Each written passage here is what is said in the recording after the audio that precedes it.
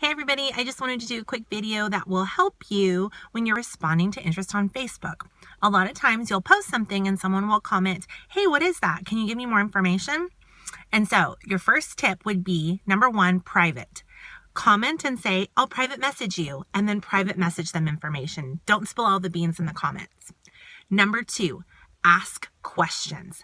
Ask them, what are your health goals? What is it that made you interested in Plexus?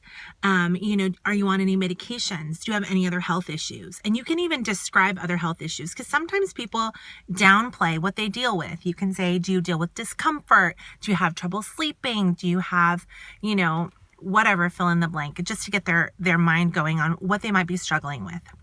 Number three, brevity. I cannot emphasize this enough. Be very brief in your responses. Don't let your response be really, really, really long.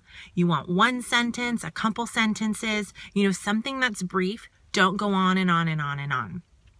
Be brief in your responses because people really don't read long messages and you can overwhelm them really easily. Number four, share your story. And again, be really brief. It could just be a couple sentences about how Plexus has helped you. Number five, continue to ask questions. When you're describing things, say, have you ever heard of gut health and whatever they're dealing with? Have you ever heard how blood sugar works with whatever they're dealing with? Ask a lot of questions so it's a conversation back and forth.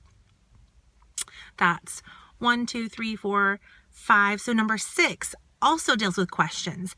Almost every time I am interacting with someone, I end with a question, and it could be related to what we were talking about, or it could be completely unrelated. Hey, I just saw you start a new job. How's that going? And I always end with a question because I want to have a conversation back and forth. I don't want to just be spitting out information at them because then they don't really have a reason to respond. End with a question so that it's a conversation. Number 7. Expectations.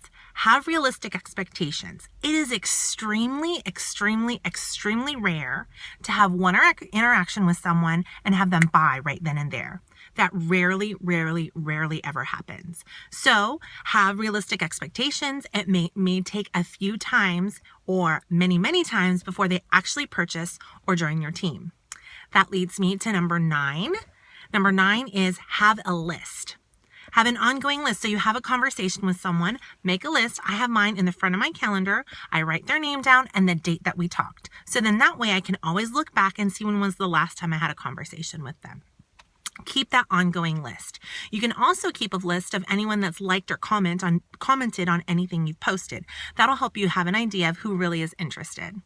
The last point is number 10 is follow up, follow up, follow up.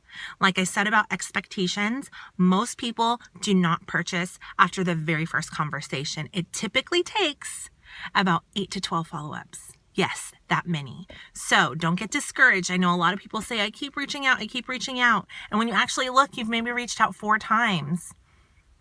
Most likely they still need that time and they still need that follow-up. I'm going to make another video, so look for part 2 on how to effectively follow up. I hope this helps. Have a good day.